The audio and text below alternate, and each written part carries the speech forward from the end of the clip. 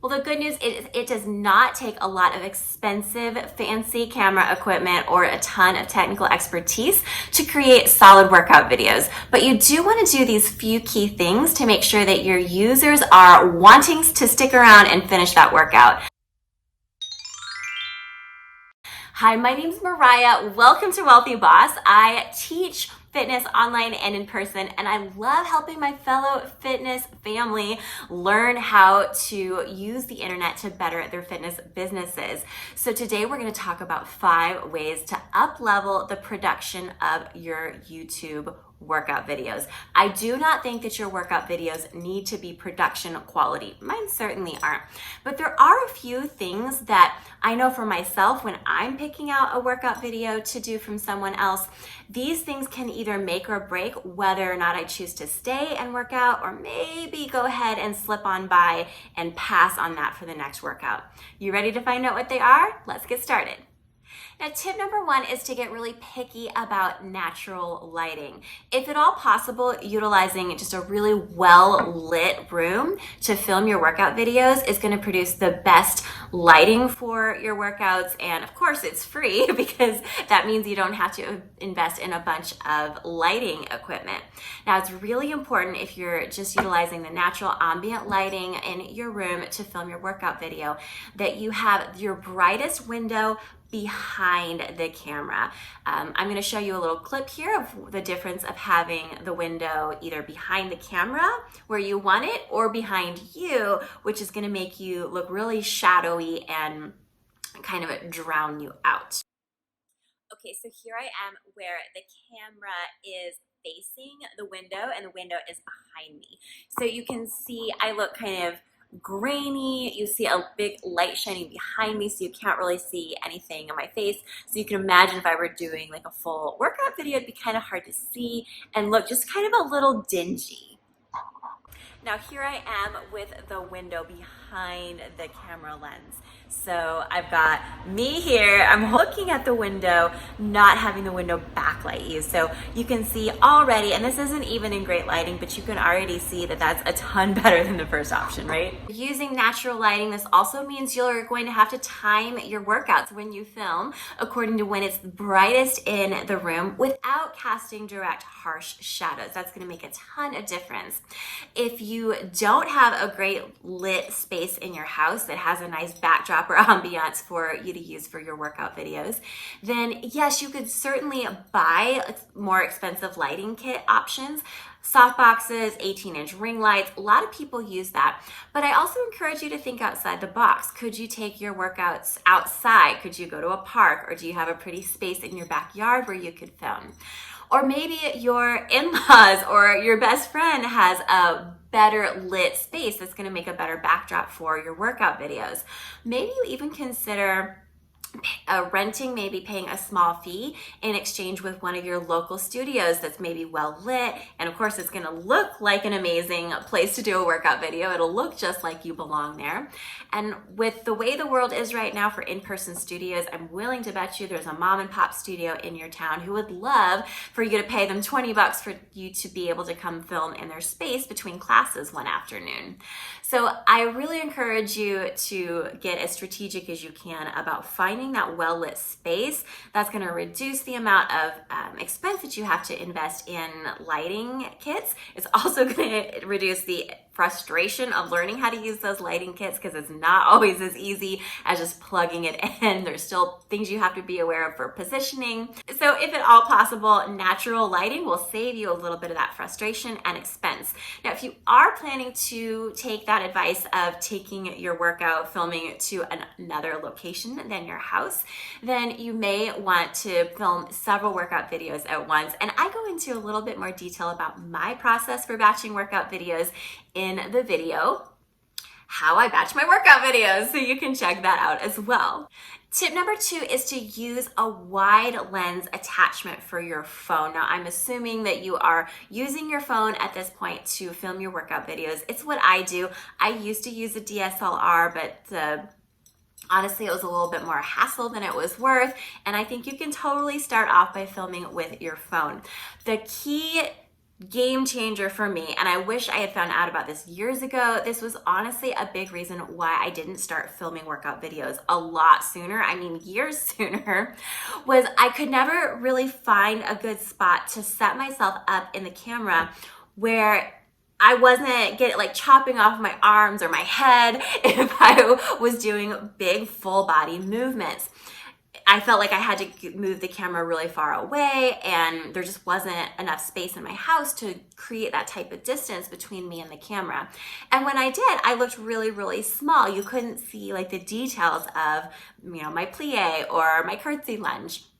So I wish I had found out about this sooner. I tried a couple different lenses, but the one I really like the best now, the one that I'm using for all of my workout videos now, is the Moment lens. Now I'm going to show you a little clip here of what it looks like without the lens and with the lens. So in this demonstration, my camera is actually in the exact same position. I know it looks like it must be in a totally different location, but it's actually the exact same camera set up on the exact same tripod, just with and without the lens. Total game changer.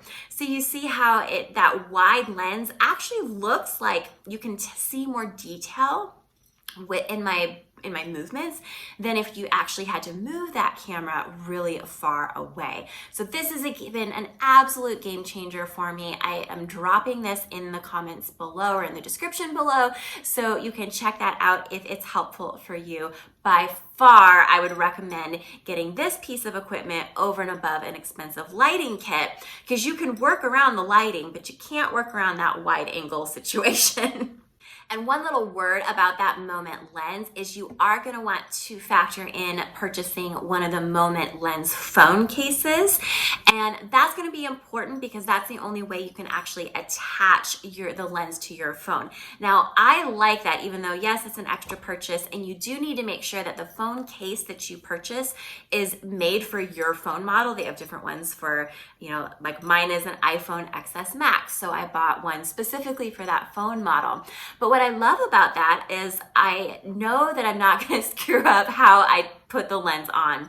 The ones I've tried before have been a little cheaper and just kind of clipped over the lens, and I could never get it to focus. So I'll show you an example here. It ended up being kind of distorted around the edges and not very crystal clear. With the Moment lens, I love that I can just screw it on right over the camera lens. It's a little click. There's no way you can mess it up. I've never once not had it in focus since I switched to this lens. And the phone case is just like a really nice looking phone case. I just keep it on my phone all the time. Tip number 3 is to either use a good microphone or to use an okay earbud microphone and pre-record your audio or record your audio separately. Now, again, for the purposes of this video, I am looking out for your bottom line. It is difficult in the early stages of building your business to want to put out a bunch of expenditures, and you don't have to. So I have some workarounds for the audio quality, but if you do nothing else, I know I keep saying that, but these are all, in my mind, essentials for having that next level of quality production that's going to want to make someone stick around. And honestly, I hope this doesn't sound mean, but when I watch a workout video on YouTube and I want to participate in it, if the person is not mic'd and or isn't doing an overlay of their audio where their voice is a little bit more clear and easy to be heard, I'm typically going to choose not to do that workout video. Now, that's just me personally. It doesn't mean that you won't get viewers, you won't get people working out with you, but good audio quality makes a big difference. And I'm not talking about amazing audio quality. I'm just talking about kind of reducing that echoey and ambient noise. So a few options here, including one that doesn't take any type of money at all. A good lavalier mic, so the wireless lavalier mics are typically pretty expensive. I've wasted money on a lot of mediocre ones like under $100, and to me they were a waste of money. Most people that I've chatted with about this kind of concur that a decent lav mic, one that actually makes it sound better than not having a microphone, is going to be somewhere in the neighborhood of $400 to $600. it's just not an expenditure I've wanted to put out for my business. There have been other expenditures that have felt more important to me. So there are a couple other options. I know some people use AirPods and have the microphone built into that. So that's a great option. If you already have those AirPod earbuds, you could try that. That might be something that I check out next. But right now I just use my earphones. So I'm an Apple user. So with my phone and my laptop, I get those little earbud earphones that come with Apple products. And although they're earphones, they do have a little microphone built in. Now these are wired, so what I do is I just plug it into my laptop. I actually pre-record my audio, and I go into great detail on my audio process and tips for your audio in my video. Audio tips for your fitness channel workout videos. But that's going to allow me to have a little bit better audio quality, and it also helps me not forget things when I actually go to film the workout video, because then I'm just listening to it play in another device. Now, if you're concerned about timing and you do more musicality driven workouts, you could also film yourself, visually doing the workout while you listen to the music, just so that you know that you're staying on the timing and the pacing. You could also record your audio after the fact. Just mute that original track and layer it in your movie editing platform. Now, another option still, if you don't have any microphone at all, then I would at least encourage you to record that audio separately, just like I talked about, either before or after you do the filming of the workout video. And just get really close to your laptop or your phone. So maybe try a little phone recording if your phone has audio recording capabilities. I know iPhones do. And then try it again on your laptop. So for Mac users, you might film something in QuickTime. See which one sounds better. And then remember, you can adjust those audio settings separately when you go into your movie editing platform. And I do recommend using a desktop version of your movie editing platform if you're going to get this specific with your editing.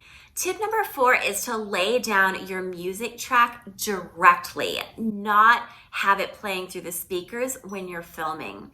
Now, whether or not you're recording your audio separately, I think this is pivotal. Again, this is one of those things that if I'm looking for someone else's workout video to take and I hear the music coming from a speaker in the room where they filmed, I'm probably not going to stick around, just because it tends to be echoing and distracting. Even though I keep my music fairly low in my mix for my workout videos, I do absolutely recommend laying down the track directly within your video editing process. So what that means is you're going to need the actual MP3 of the song that you want to use. Now, you could do this through YouTube's free audio library, or Muscle Mixes, which I can link to below, actually has great options now for virtual products. They've actually recently expanded and updated their policies on their virtual music. Depending on what package you buy, you can actually have the rights to put these workouts now on your website and even sell them. Again, you just got to make sure you're doing the right package.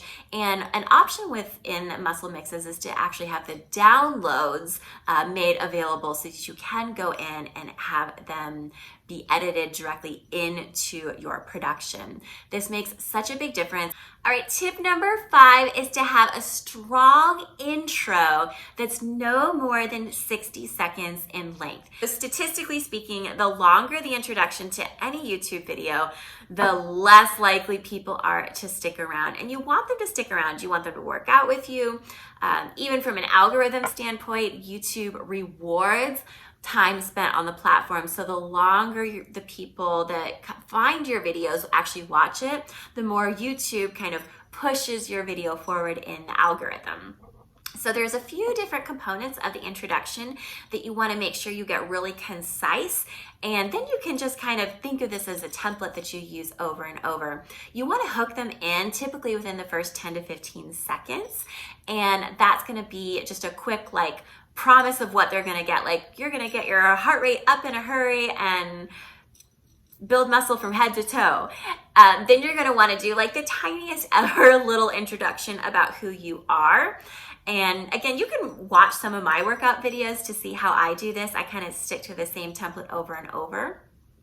Probably gonna wanna stick a little disclaimer in there somewhere. I do a little logo intro, but you totally don't have to do that. And I keep it super short. I kind of stick my little disclaimer in there. And then I share a little bit about what's needed for the class. So any equipment that they're gonna need, and just any other caveats, like if we're gonna be doing plyometrics, which we only do in like 2% of my workout videos, but I like to say like, oh, if plyometrics aren't for you, I have this other cardio bar workout where you don't have plyometrics involved, or what have you. So any little things that you think they're gonna need to know going in, but do try to condense it, get them moving in 60 seconds for that optimal chance that they're gonna stick around for your workout video. So there you have it. You have 5 simple, inexpensive ways for you to up level the production quality of your YouTube videos.